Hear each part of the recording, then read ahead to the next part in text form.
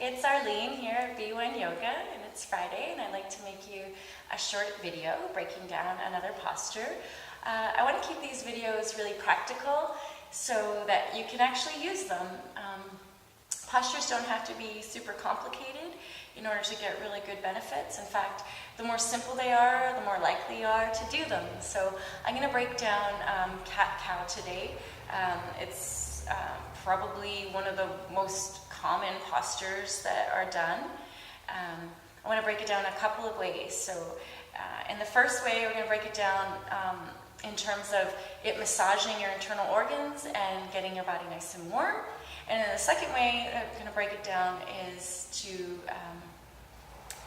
it would help relax your nervous system and also open up the vertebrae in the spinal column. So again, nice and short and sweet and simple.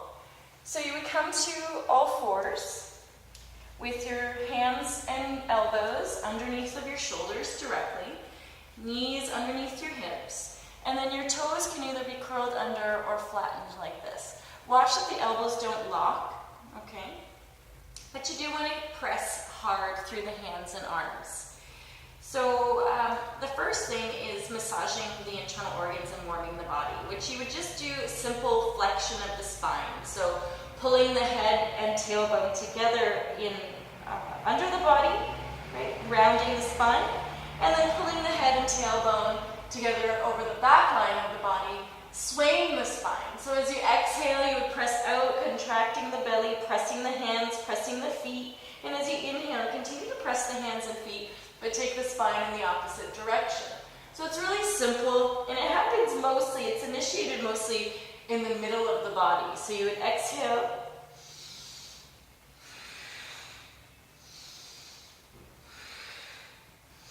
sometimes it's done a little quicker.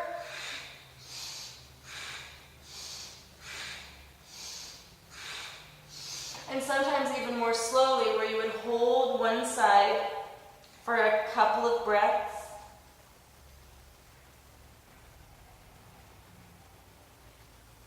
And then hold the other side for a couple of breaths.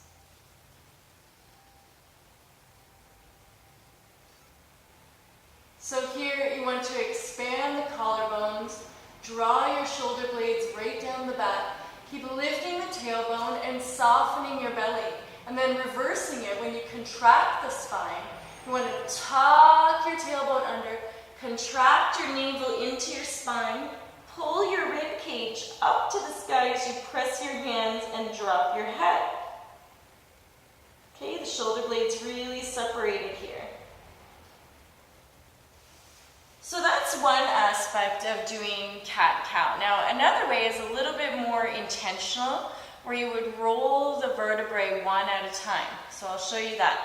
Okay, so again, coming to all fours, stacking the joints, flattening the feet or curling the toes under. And instead of just bringing the head and tailbone together in both directions, we're going to roll the spine inward from the head to the tailbone and then the tailbone out. So rolling in like you would roll a garden hose. Okay? So starting in neutral, tuck your head and leave the entire spine neutral. Then you start to lift the vertebrae through your shoulder blades. The rest of the body is pretty neutral. And you're going down one vertebrae at a time, lifting it and contracting the underside of your body, the abdominal muscles. So lifting your rib cage, then start to pull your belly into your spine. That's going to help tip the tailbone under and pull the pelvis backward. And you're scooping the tailbone. So we're still rounding the spine, but you intentionally move through each and every vertebrae. Now, coming out, leave the upper body rounded, lift the tailbone slowly, moving through the lumbar, so the lower back, letting your belly start to soften, still rounding the upper back, moving through each vertebrae up through the back ribs, coming up through the chest, head still tucked, lifting the heart, and then finally extending the neck and extending the head. So you're going to exhale, roll in, round upper back, round mid back, contracting, round lower back, tailbone. And then keep the upper body the same and roll out individual vertebrae one at a time. Okay? So you're not just contracting in and out, but intentionally rolling through each vertebrae, giving them special attention, and then rolling out. Exhaling in. Inhaling out.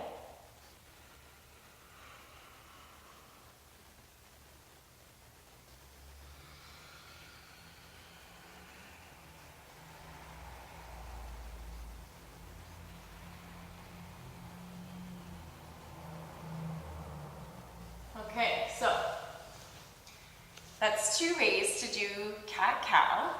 Okay, one way to massage the internal organs.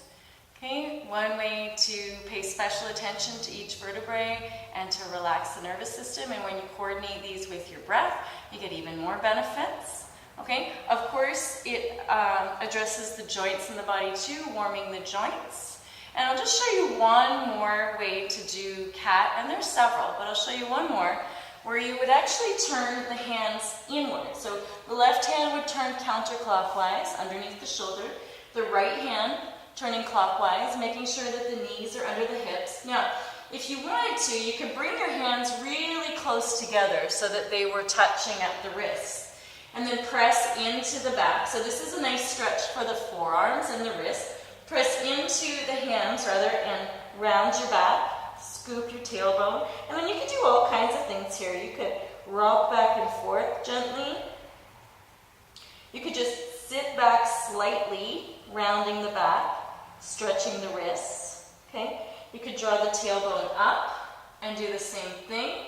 I like to kind of sway the hips a little bit, moving laterally, so moving through the side body in cat-cow.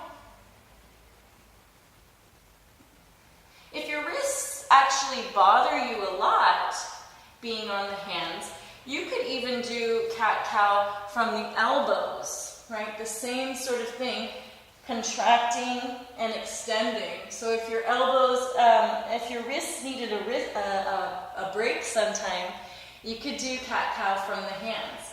So moving back to the fingertips turned toward the knees, you can also hold, right, either side, so either down cat, contraction, or hold up cat for a number of breaths, or move in and out dynamically.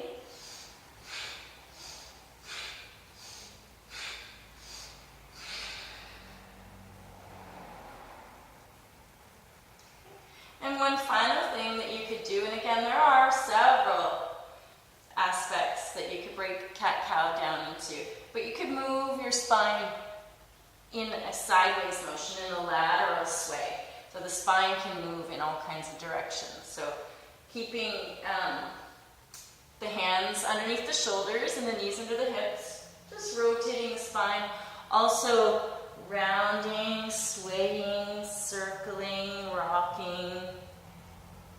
Right? Feeling. You want to feel the body.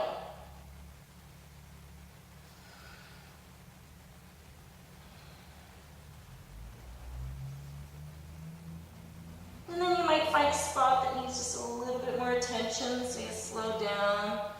Or something might feel really lovely, so you pause and just linger there.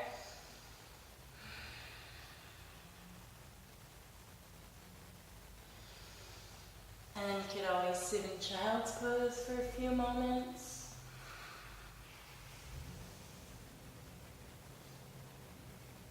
So, what I'll add here, just before you end the video, is that your practice is yours. So whether you're getting instruction from someone, or you're following along in a class, or you're doing it on your own, regardless of what anyone suggests for you to do in your physical practice, you want to make sure that you're feeling your own body, and that you're not just following along and going with the motions. So the point of the practice is to explore and be curious. So if I can offer any tip, is to be really curious in every posture, and of course listen to your body. And I know that gets said a lot, listen to your body, but really start to develop this beautiful relationship with the body, your response, your breath, right? Become intimate with yourself, because you'll open up in ways that you probably didn't imagine. So I hope you liked the video.